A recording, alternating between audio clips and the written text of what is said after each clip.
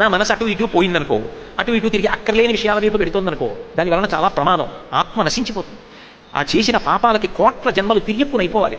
అప్పుడు నువ్వేం చేస్తావు? నన్ను లాలించవయ్యా, నువ్వు గురుస్వరూపానివి, నువ్వు ఏదో ఒక గురువుగారి రూపంలో మా ఊర్రా, 4 మంచి మాటలు చెప్పించు, నేను అక్కడికి వెళ్ళి కూర్చునేట్టు చెయ్యి, నా మనసు లగ్నం అయ్యేట్టు చెయ్యి, నాలో మార్పు వచ్చేట్టు చెయ్యి, నేను ఆ చెడు వైపుకి వెళ్లకుండా చేసేట్టు చెయ్యి. ప్రేమ ఎవరికి ఉంటుంది? తల్లికి ఉంటుంది. అందుకే మలమూత్రములను ఎత్తుతుంది. ఏం తెలుసు పిల్లవాడికి? వాడు మలం విసర్జించేసి చేతితో పట్టుకుని దాన్ని అంతటిని నలిపేసి ఒళ్ళంతా పూసేసుకుని ఒళ్ళంతా దుర్వాసన చేసేసుకుంటే అమ్మ వచ్చి వాడికి ఒళ్ళంతా కడిగి పక్కబట్టలన్నీ మార్చి ఉతుక్కుని వీడికి మళ్ళీ ఒళ్ళంతా అంగరాగములు వలది ఉయ్యాల్లో పడుకోబెట్టి పాలిచ్చి కాపాడుకుంటుంది.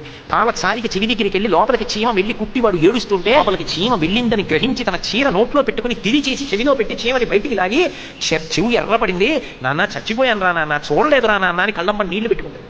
మూర్ఖత్వం నాది, పరివేదన అమ్మది. వాళ్ళు నన్ను భరించవా? నేను చెడు వైపుకి వెళ్లకుండా వాళ్ళు కాపాడవా? నాకు క్షేమకరమైన వస్తువులు ఇచ్చి నేను ఆడుకునేటట్టు చేయలా? వాళ్ళు చిన్నతనంలో అలా చేయకపోతే నేను ఇలా ఉండేవాడినా? రామచంద్రమూర్తి అంతటి వాడు అయోధ్యకాండలో వశిష్ఠ మహర్షితో మాట్లాడుతూ ఒక మాట అన్నాడు, నా సుప్రతికరంతత్వ మాత్రా పిత్రాచయత్కృతం అన్నాడు. తల్లిదండ్రులు చేసిన ఉపకారమునకు తిరిగి ప్రత్యుపకారము చేస్తానని చెప్పగలిగిన వాడు ఈ సృష్టిలో ఉండడు. నిన్ను కన్నందుకు ప్రత్యుపకారం చేస్తావా? నీ మలమూత్రములు ఎత్తినందుకు ప్రత్యుపకారం చేస్తావా? నీ బట్టలు మార్చినందుక?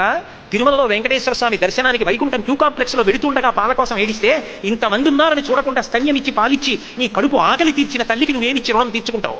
చచ్చిపోయే ముందు కూడా రాత్రి 2 గంటలకు గుండెపోటు వస్తుంటే కొడుక్కి నిద్రాభంగం అవుతుందేమో అని గుండె పట్టుకుని ఒక్కసారి కొడుకుని చూసి ప్రాణం వదిలేద్దామని ఆఖరణ పిలిచి, నాన్న బెంగ పెట్టుకోకరా, ఇల్లు జాగ్రత్త, తప్పుడు మార్గంలో వెళ్ళకరా, మీ నాన్న కీర్తి నిలబెట్టని చెప్పి వెళ్ళిపోయిన తల్లి యొక్క రుణం తీర్చుకుంటావు. ఆ తల్లిదండ్రుల యొక్క ప్రేమ అంత గొప్పది.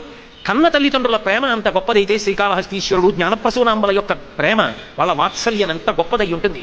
అందుకే స్వామి, ఎరా తప్పు చేశావని ఇలా అనుకో, నన్ను బాగా బోధ చెయ్యి, నువ్వేవో గురువు రూపంలో రా, మంచి మాటలు చెప్పించు, మయస్తరాయచ అని వేదం ఒప్పుకుంటోందిగా, గురువు రూపంలో నువ్వేగా తిరుగుతావు.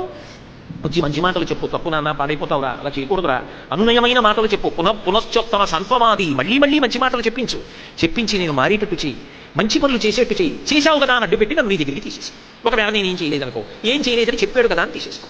ఎంత మంచి మాట చెప్పాడు రా, పాపం ఏమీ చేయలేదని చెప్పాడు కదా, ఎంత